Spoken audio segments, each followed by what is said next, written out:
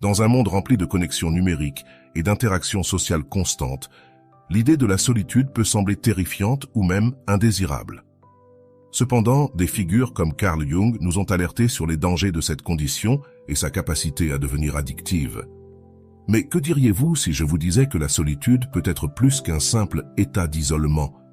Cette vidéo plonge dans les profondeurs de la solitude, explorant ses nuances et révélant pourquoi, dans certains cas, il est préférable d'être seul que de désirer être accompagné. Tout au long de ce voyage, nous examinerons les réflexions de penseurs tels que Jung, Rousseau et Nietzsche, déchiffrant les mystères et les avantages de la solitude. Préparez-vous à remettre en question vos propres idées préconçues et à découvrir le pouvoir transformateur de l'authenticité qui se trouve dans la tranquillité solitaire.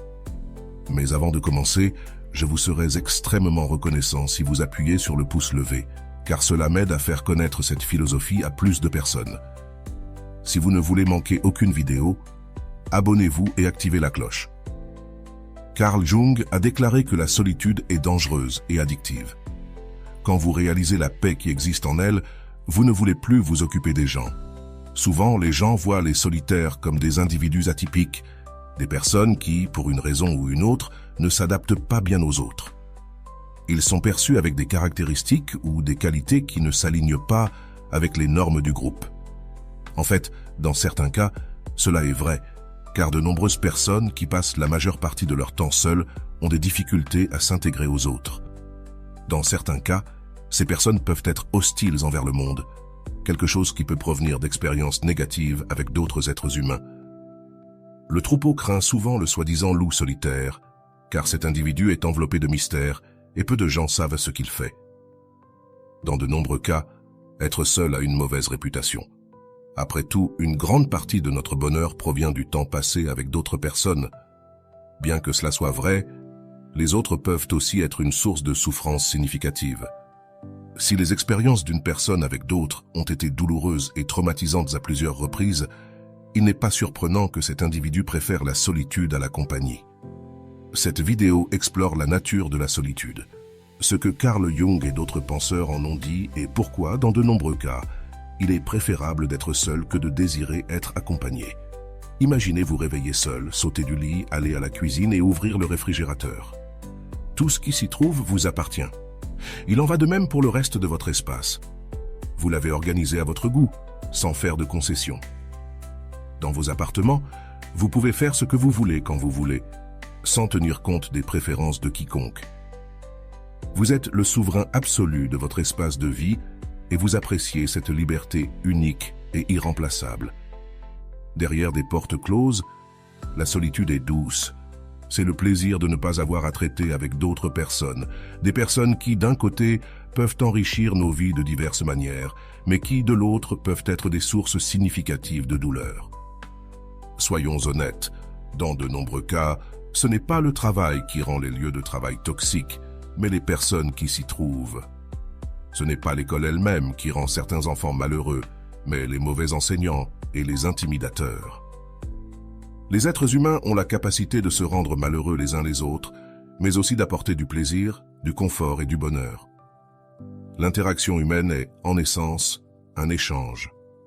Plus nous interagissons, plus nous faisons face aux côtés sombres de nos semblables, plus nous nous éloignons de l'humanité, moins nous faisons face à la toxicité humaine et au stress de traiter avec des personnes intrusives, ingrates, arrogantes, malhonnêtes, jalouses et grognons. Comme Marco Aurelio le décrivait à propos des personnes difficiles qu'il rencontrait chaque jour, il n'est pas surprenant que le sage décrit dans le livre taoïste Chuang Tzu ait rejeté le poste de gouvernant du royaume, choisissant une vie solitaire dans une cabane au bord de la rivière, où il pêchait et était en paix. Être seul est un plaisir, et lorsque la joie de la solitude nous attrape, elle peut devenir addictive. L'absence de regard critique, la paix et la tranquillité, la liberté. Un homme seul peut être lui-même lorsqu'il est seul. Arthur Schopenhauer a écrit « Si tu n'aimes pas la solitude, tu n'aimeras pas la liberté, car c'est seulement lorsque tu es seul que tu es vraiment libre. » La solitude fournit un espace où vous n'êtes pas limité par les normes sociales, ni par les besoins et désirs des autres. Il n'y a personne à proximité pour vous dire quoi penser ou faire, et vous n'avez pas à faire de concessions pour qui que ce soit. Nous pouvons nous promener, exprimer nos opinions sans les restrictions de ce qui est politiquement correct et consacrons-nous aux passe-temps les plus étranges sans que cela n'importe à personne. Clairement, il vaut mieux être seul, profitant de sa propre compagnie et des avantages d'être hors du regard des autres, que de désirer être accompagné tout en souffrant de leur présence. Passer du temps seul a une signification profonde dans diverses traditions religieuses, comme le bouddhisme. En fait, Bouddha a exhorté les gens à s'éloigner de la vie sociale et à considérer la solitude comme la pierre angulaire de l'illumination spirituelle. Carl Jung et de nombreux autres philosophes ont également reconnu la valeur de la solitude. Jan Jaes, le Russe, a admis qu'il aimait la solitude, car elle l'éloignait de l'animosité humaine tout en profitant du sourire de la nature. Un autre penseur qui a exploré la solitude était Henri David Thoreau, qui a écrit un livre sur ses expériences de vie seul dans les bois. Explorons brièvement quelques idées philosophiques sur la solitude. Le Sutra du rhinocéros, un texte bouddhiste, décrit un moine qui marche seul, utilisant la métaphore du rhinocéros, un animal solitaire, pour montrer l'importance de la solitude dans le chemin bouddhiste. Le sutra défend fermement la solitude, suggérant que s'éloigner d'une vie sociale agitée peut nous aider à voir les choses plus clairement et à grandir en tant qu'individu. Selon ce texte ancien, éviter les attachements bénéficie à la vie spirituelle car les relations apportent des attentes sociales, un fardeau lourd. De plus, les plaisirs sensoriels, bien que plaisants au départ, peuvent mener à la souffrance. Les gens peuvent nous épuiser, et le plaisir sensoriel, en général, implique une quête sans fin de satisfaction. Avoir beaucoup d'interactions sociales nous empêche également de faire des choses qui nous bénéficient réellement sur le plan spirituel, comme la méditation, l'autoréflexion et la contemplation d'enseignements profonds. Le rhinocéros, dans ce cas, personnifie la force, la résistance et le détachement, supportant les adversités de la vie avec équanimité. Le sutra du rhinocéros affirme « Ayant abandonné la passion, l'aversion, l'illusion, ayant brisé les chaînes, marche seul comme un rhinocéros. » La désinvolture et la solitude vont de pair. Quand nous sommes seuls, nous pouvons nous distancier du monde bruyant, marqué par la pression de la conformité. À distance, en tant qu'observateurs de l'humanité, nous pouvons voir plus clairement à quoi nous nous conformons. Quand nous sommes immergés dans la société, nous prenons pour acquis beaucoup de ces normes, coutumes, traditions, croyances et valeurs, sans les remettre en question. Cependant, dans la solitude, nous pouvons interroger pourquoi nous suivons ces règles. Les sages taoïstes s'éloignaient souvent du monde, tournant le dos à la société et à sa rigidité, cherchant une forme de vie plus pure et essentielle connue sous le nom de Tao. La solitude était la réponse, car être seul les protégeait des influences externes dont ils cherchaient à se libérer. Le philosophe américain Henry David Thoreau a également fait l'expérience de cette libération de la société en vivant seul à Walden Pond, une expérience qu'il a relatée dans son œuvre Walden. Dans sa solitude, il a découvert le plaisir de se rapprocher de la nature, de la simplicité et de l'autosuffisance. Pense-y. La plupart des gens sont constamment entourés de distractions. Amis, collègues et membres de la famille exigent notre attention chaque jour et même si nous ne sommes pas avec eux en personne, ils restent présents à travers nos téléphones. Tout ce bruit humain nous empêche de nous connecter à la source d'où nous venons et à laquelle nous retournerons finalement. La grande mère nature, une force qui travaille dans le silence et avec constance. La capacité de se déconnecter dans la solitude s'applique également à la perspective de la vie selon le nihilisme. Pour Nietzsche, passer du temps seul n'était pas une question de spiritualité ou de connexion avec la nature. Il le voyait comme une façon de s'éloigner du troupeau humain contaminé par ce qu'il appelait la moralité des esclaves, un système de valeurs qui nous dépouille de notre pouvoir et nous transforme en moutons dociles. Nietzsche critiquait également les pasteurs et leur moralité, car il les voyait comme faisant partie du même système d'oppression et de soumission. Pour lui, la solitude permettait de transcender ce système, en créant de nouvelles valeurs individuelles au-delà de la structure conventionnelle. La solitude, alors, nous permet de nous connaître nous-mêmes, d'embrasser notre individualité et de réfléchir à la manière dont nous voulons vivre de façon authentique selon nos propres termes. Ainsi que ce soit en cherchant l'illumination spirituelle, une connexion plus profonde avec la nature.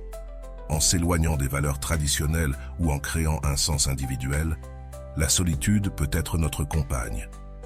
C'est pourquoi il n'est pas surprenant que de nombreuses personnes aspirent à être seules, trouvant dans cet espace une liberté qu'elles ne parviennent pas à atteindre en compagnie. Alors, nous pourrions nous demander, le désir de solitude signifie-t-il qu'en tant que participants à la vie sociale, nous avons un désir sincère d'être seuls?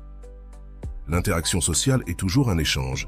Tu donnes un peu, tu reçois un peu, mais parfois tu peux ne pas vouloir donner ce que tu donnes ou recevoir ce que tu reçois.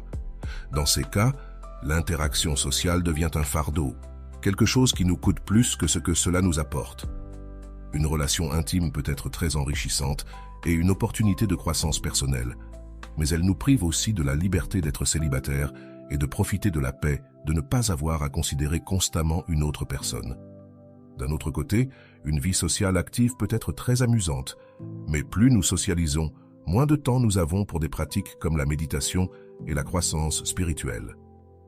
Comme le décrit l'extrait du rhinocéros, faire partie d'un groupe ou d'un système de croyances nous procure soutien, sens et communauté, mais souvent au détriment de notre authenticité et de notre individualité, des qualités célébrées par des philosophes comme Emerson et Nietzsche. Être impliqué avec l'humanité en général peut être bénéfique à bien des égards, mais cela peut aussi se faire au détriment de notre connexion avec la nature, quelque chose que les sages taoïstes et le philosophe Thoreau valorisaient profondément. L'interaction sociale a un prix, et parfois ce prix est très élevé. Cependant, la solitude a aussi un coût, surtout quand elle est excessive et indésirable.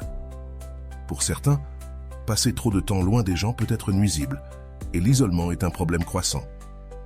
Certaines personnes désirent l'interaction sociale, mais ont des difficultés à la réaliser.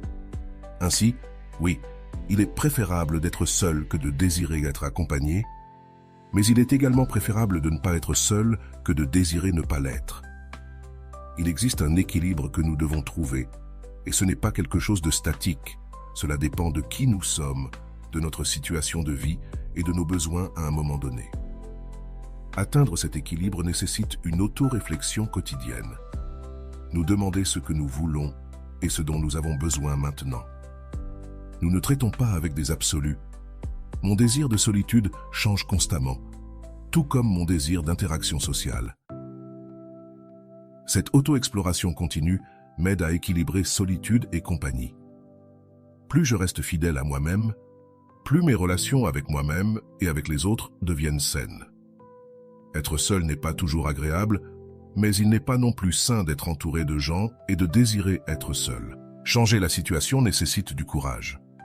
En ce qui concerne la solitude, il faut du courage pour admettre que la situation actuelle n'est pas satisfaisante et pour agir afin de sortir de notre zone de confort. Il est également nécessaire de reconnaître quand nous avons besoin de temps seul, en nous éloignant de la vie sociale, même si ce n'est que temporairement. Dans certains cas, cela implique d'admettre que les personnes qui nous entourent causent plus de mal que de bien, surtout dans des situations d'abus. Parfois, suivre l'appel à la solitude ou au moins se séparer de l'agresseur peut être la meilleure chose à faire. La question est de savoir si nous sommes prêts et capables de nous éloigner. Malheureusement, de nombreuses personnes ont peur d'être seules. Mais qu'y a-t-il à craindre si nos besoins fondamentaux, alimentation, abri et sécurité sont satisfaits? Apprendre à se sentir à l'aise et heureux dans la solitude réduit l'attachement aux autres, diminue le pouvoir qu'ils ont sur nous et facilite l'éloignement des personnes toxiques ou abusives. Il vaut mieux être seul que de désirer être accompagné, car dans la solitude, nous trouvons une force que nous pensions souvent devoir chercher chez les autres. J'espère que cette vidéo a été une expérience enrichissante, t'aidant à explorer le fascinant monde de la solitude et ses multiples facettes. Si tu as apprécié le contenu et trouvé de la valeur dans nos réflexions, je t'invite à laisser un like, à t'abonner pour plus de contenus similaires et à partager tes pensées dans les commentaires. Ton soutien compte beaucoup et nous permet de continuer à explorer des sujets profonds comme celui-ci. À la prochaine.